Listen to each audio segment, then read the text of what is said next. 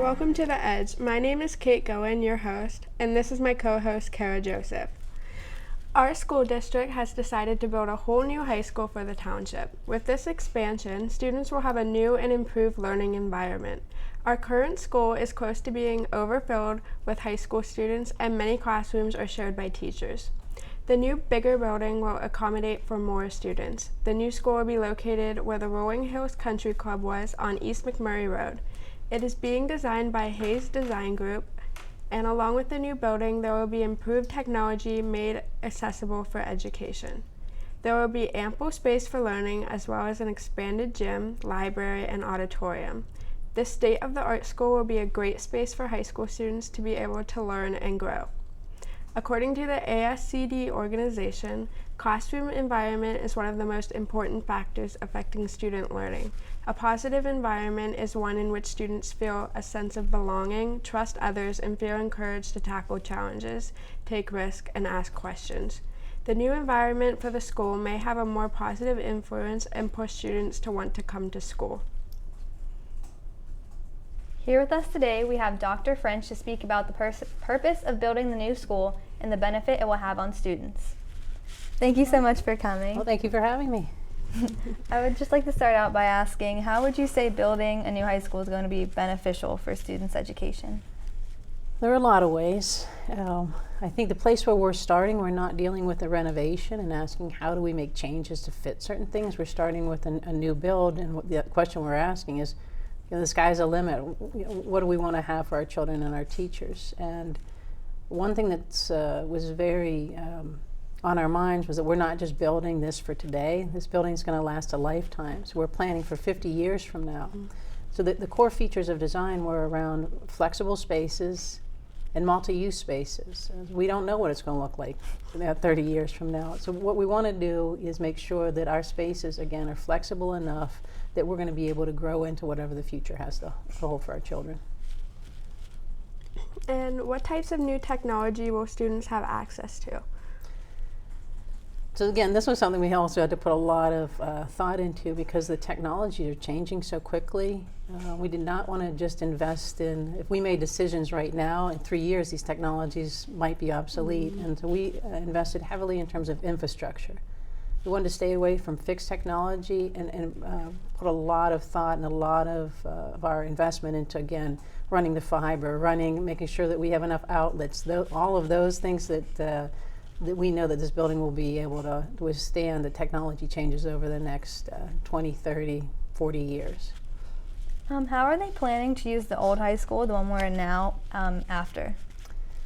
The board right now is undergoing a couple work sessions on what do we do with the rest of our building stock. We know that our enrollment over the next 10 years, believe it or not, our enrollment's projected to decline. As a community, we're growing, but a lot of these the people who are moving into our community are active retirees, not families with children. So we know that we have to do something. We're not a six building district, and it's up in the air in terms of what's going to happen to the high school. This current high school has good bones. It needs a little bit of work. We'll certainly find a use. So I don't want to get ahead of the board. Do you think that going off of how you said like retired people are coming in, do you feel like having the new school built will make families want to come in and make their children go to a new school?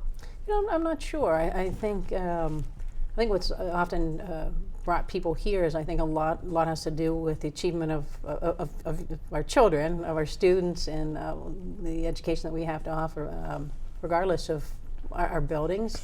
I think it can be an added attraction, but truthfully, I think that our reputation and our children, your hard work speaks for itself in terms of drawing families. And I don't see a lot, a big rush to come in, but it would be nice if that happened. With the expanded space, are they going to hire more teachers to fill all the classrooms? So right now, we're sharing classrooms, so I think we probably won't need to hire a lot more teachers to fill the classrooms. So I think what we're doing is just now giving teachers their individual classrooms, and that was, again, we're adding 13 classrooms. I think that's important. We shouldn't have teachers moving from classroom to classroom. The new building will certainly accommodate our current staff.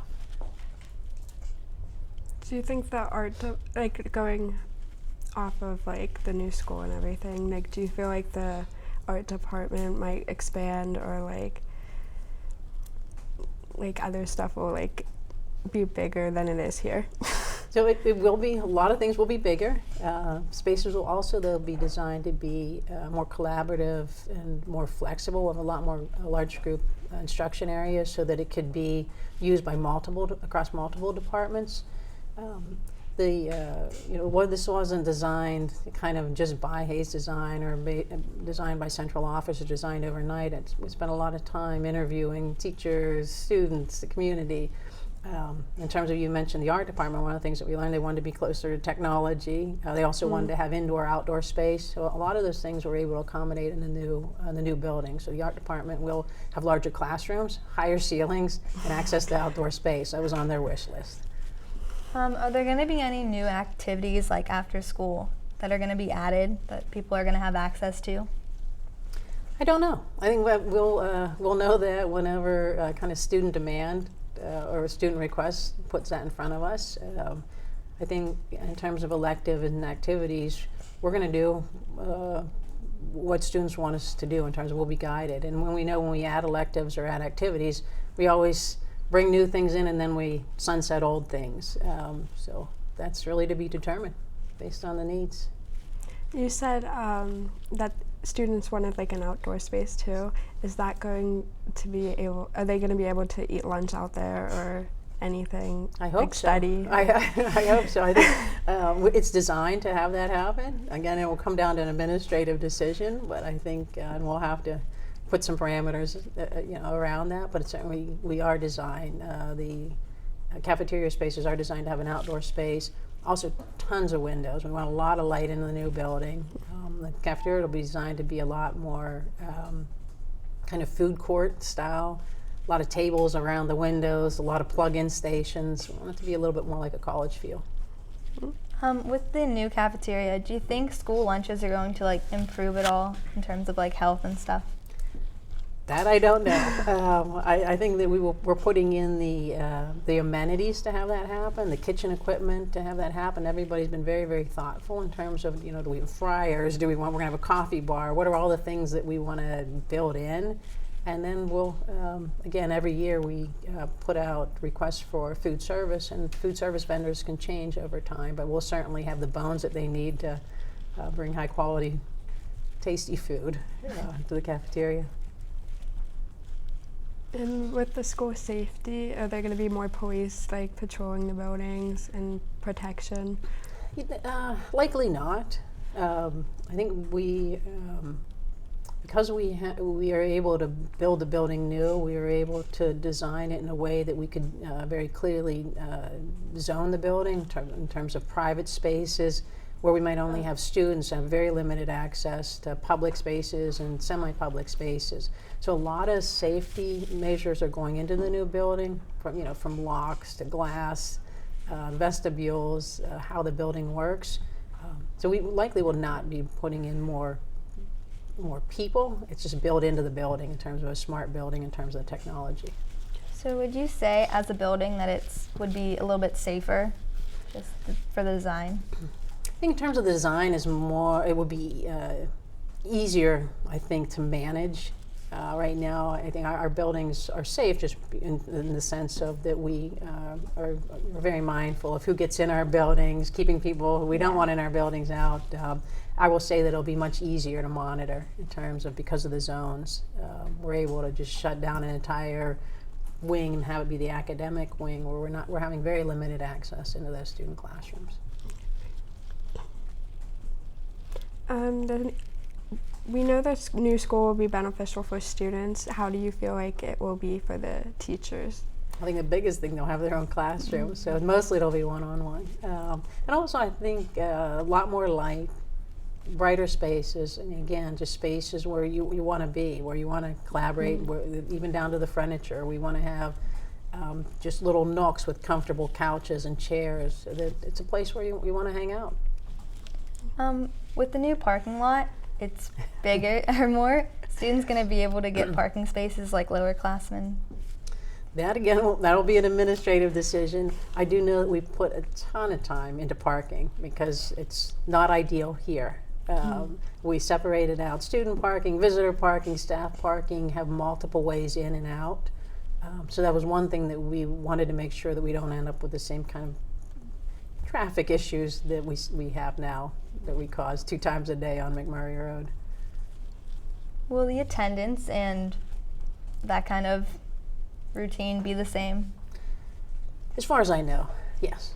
I think we're gonna be staring out at the other side of the 200 acres. Is going to be a wonderful park, and I'm hoping we're not competing with children going to all the amenities on the park and not being in school, but we'll deal with that when that happens. And what prompted to build the new school like now?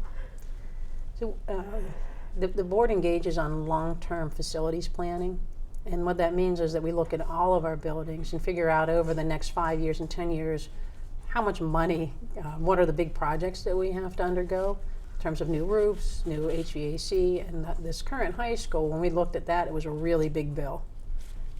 And so that's the time where we want to stop and say, we know that we have to put new roof, new HVAC in, new windows. Is it currently meeting our academic needs? And that's when we went through the whole decision around, do we want to just renovate or do a new building? And spent probably a good 7 months trying to answer that question.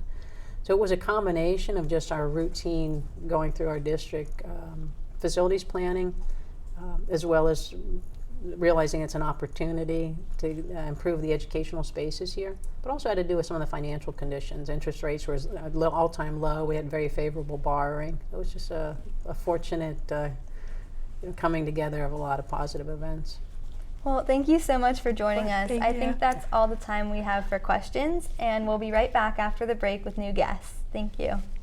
Thank you.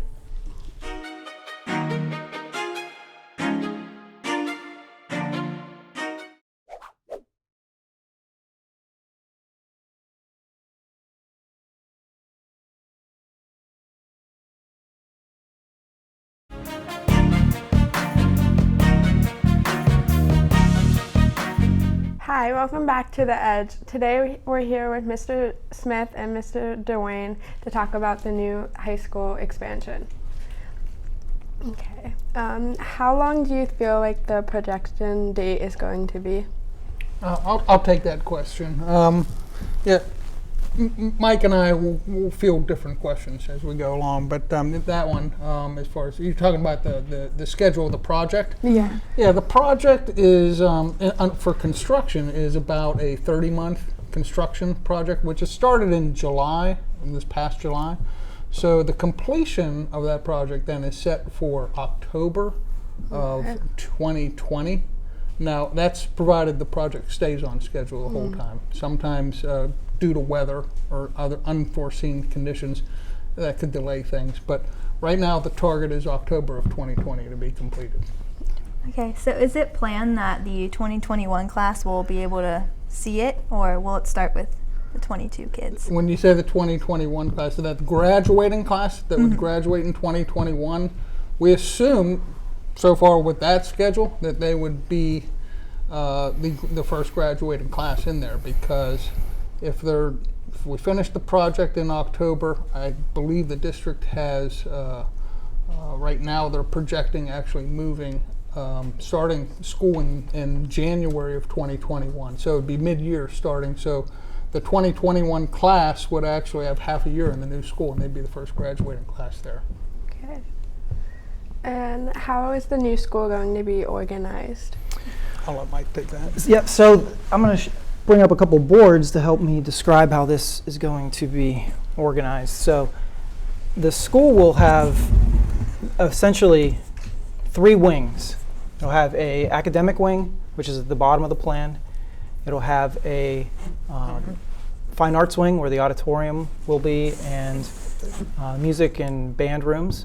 And then it'll have the athletics wings with the pool and the gym and all the auxiliary gyms and locker rooms and such. That's the big picture on how this is organized, basically by those 3 wings.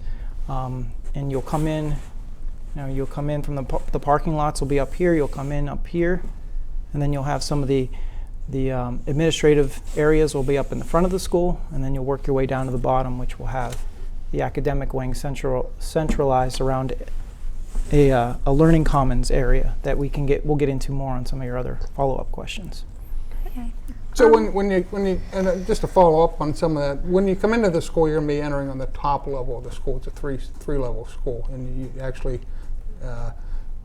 so the organization of the school vertically is the levels go down in the school from the entrance. So you'll enter into a common area or a lobby area, which will have access to the athletic wing, the academic wing, and the fine arts wing. And that main common area or main lobby will also be overlooking into the cafeteria. So right away when you come in, you have the larger venues will all have direct access to that main lobby. Whether it's the gym, a large LGI, auditorium, cafeteria, down to the academic wing. So it's kind of like you come right into a core and you can go up and down the levels, and then you can also go into the three wings. Okay. Okay, and I was thinking about this today, how all of our staircases, most of them don't lead to the basement. Will all of the staircases lead to every level? Yes. Yes, as long as there is a level below it to lead to. These ones at the corners will go to all 3 floors. And then this one in here just goes the first and second floor or the upper and the middle floor, because there is no lower level below this point. So if there is a floor below it, it goes to all the floors. Okay. You don't have to travel across the building to go down one floor like you do now. That's good. How will parking be affected? Like, will there be less traffic, would you say? Okay, well let's pull up the site plan here, and we'll show you some new ideas we had for. So we took into account all the issues that the current high school has when we were designing this site. So this is a site plan, and at the very bottom of the page is where McMurray Road is. This is not McMurray Road. McMurray Road's even further down here off the board. And Center Church is up this side off the page as well. These roads around the perimeter here are kind of internal to the high school. You'll be able to drive, once you're in the high school parking lot, you'll be able to drive around the high school.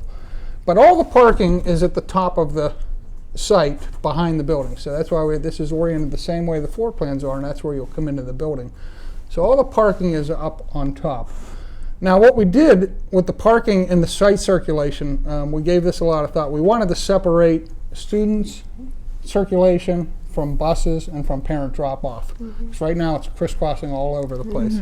So we have student parking, which is all over here on this side of the school, and they would actually come in whether you come in off of Center Church or McMurray Road. There's actually an internal road that's going to be built in the middle of the site, because the Rolling Hills Golf Course was split in half. The township's going to own half and the district's going to own half.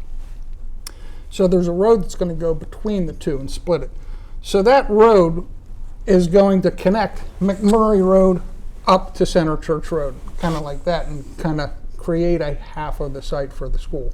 So we're kind of in between McMurray Road, Center Church Road, and the loop road that's cutting the site in half. So once you're internal, you'll be able to get to the student parking lot directly from that access road, or you'll be able to come in to, this is going to be called the bus plaza. It's where all the buses park when they're picking up in the afternoon, but they'll also be able to, a lot of drop-off area in between. This is the staff parking lot, and this loop actually for the parent drop-off will come in and then go back out. So they have their own kind of circulation loop as well.